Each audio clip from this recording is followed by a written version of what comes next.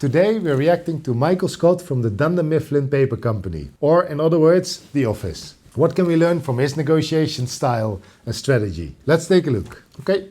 Michael, in order to expedite these negotiations, we are prepared to make you a very generous offer. And we are... Okay, yes. This is where Michael Scott has started his own paper company and is now selling it back to his old company, aka Dunder Mifflin. Prepared to make you a very generous offer. And we are prepared to reject that offer. Michael, you haven't even heard. Never accept their first offer. Now that's great advice. Never accept the first offer. Although normally I would advise listen to the offer first before you actually reject it. But in general, it makes sense to not right away take everything that's offered to you. What is your second offer? $12,000. Are you kidding me? That is insultingly low. I don't even want to hear what your first offer was. It's funny, right? Maybe somehow you can incorporate that joke in one of your negotiations. I don't know. Here's the situation. Your company is 4 weeks old. I know this business. I know what suppliers are charging. I know you can't be making very much money. I don't know how your prices are so low, but I know it can't keep up that way. I'm sure you're scared, probably in debt. That's the best offer you're going to get.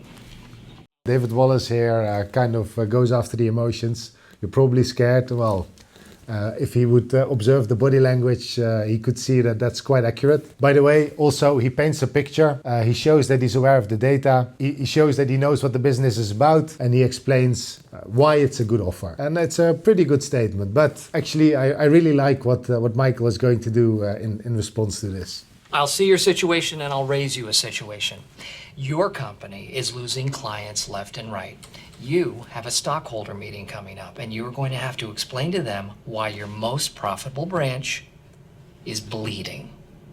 So they may be looking for a little change in the CFO. So I don't think I need to wait out Dunder Mifflin. I think I just have to wait out you. Yeah, so actually we can all learn from this. It's quite a brilliant tactic. It doesn't always work. But what you can see here, he doesn't actually respond to any of the statements made by David Wallace. Michael Scott, he makes his own statement. By doing that, he doesn't have to respond to the offer or the comments he has gotten. Also, and that's very important information and something we should all realize, negotiation is sometimes about personal interests. So here, what Michael Scott is doing, he's making it personal for David Wallace. He's saying, listen, you have to do something or you're going to lose your job. That doesn't say anything about what's good or bad for Dunder Mifflin, but it does say something about what's good for the person. And that's what we have to keep in mind. It's not always about the company, it's very often about the people you're dealing with. Let's continue. Okay, now I don't know that I can get this. I do have to go to the board for approval. How's about $60,000? How's about $60,000? Is that a strong proposal or is that one that still can be negotiated? What do you think? If you're not sure, go watch the video we made on this, how to make an offer. But how's about? That sounds like it could also be 70, right? 60. Michael. Yeah, so here Michael is quite impressed, doesn't know what to say. Michael. We're gonna have to talk about this. Just amongst ourselves. Okay, no, please take the room. We are outside. Take your time.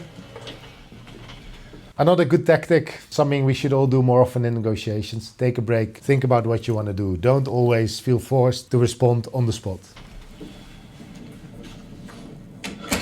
Oh my god, oh my god.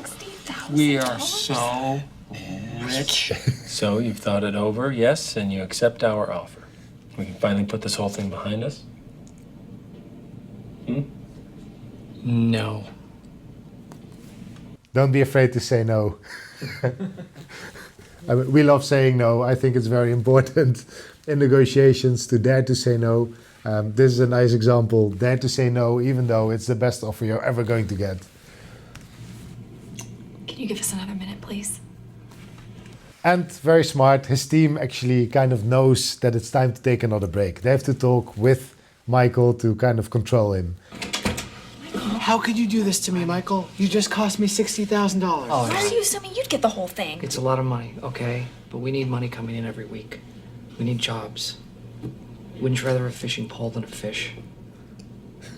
I would rather have $60,000, honestly. No, Michael's right. Jobs are safer. Agreed? Agreed. But that's all, okay? Hello? I want my old job back. I want my old parking space back. I want a Sebring. They don't make them anymore. And I want Charles gone. I'm not firing Charles. He's very valuable. That's very kind of you to say, David. I need him gone. No. Okay, then I want Pam back.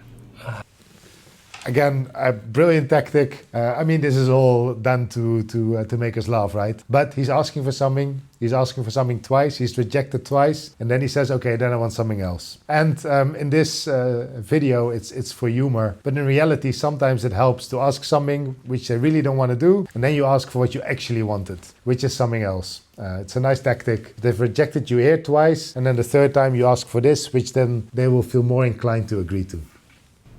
You already have a new receptionist. I know. Sales. Thank you. Pam's not a salesperson. Yes, she is. At the Michael Scott Paper Company, in its heyday. That's right. Okay. Please continue. And Ryan. Ryan cost Dunder Mifflin hundreds of thousands of dollars, Michael. You know Ryan. what, David, I don't care if Ryan murdered his entire family. He is like a son to me. Do you realize what you're asking for here? You're talking about salary plus health benefits And dental this time. insurance, taxes, Social Security. Another nice trick, right? Someone is trying to explain why something is impossible, and rather than accepting it, you actually ask for even more while they're still talking. It's kind of a nice way to diffuse the situation and to show that you're not really taking them serious. Social Security for 3 people? This is a heck of a lot more than 60 grand. You're talking about a multi-million-dollar buyout. These are our demands. Your company cannot be worth that much. Our company is worth nothing. That's the difference between you and I. Business isn't about money to me, David. If tomorrow my company goes under, I will just start another paper company, and then another, and another, and another. I have no shortage of company names. Michael. That's one of them. Yes. These are our demands. This is what we want. So, what do you think of that offer?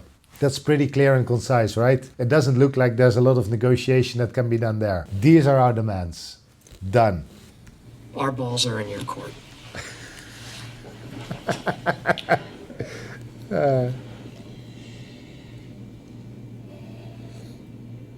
Okay. Deal. Okay? Can we have the room, please? Yeah.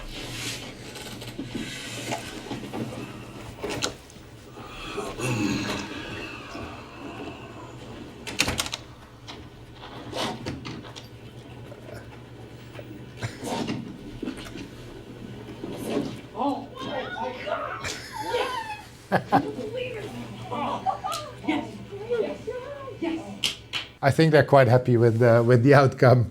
I hope you like this style of video. Let me know what you think of it. It's something new we're trying. No idea if it's fun to watch. I'll find out when it's on YouTube, I guess. But I think there is some useful advice in it, even though this is, of course, meant to make us laugh and not a serious negotiation advice. I've tried to take the lessons out of it. Let me know what I missed. What else can we learn from Michael Scott and his negotiation strategies? Visit soundnegotiator.com if you want support in negotiating the best possible outcomes. Good luck with your negotiations.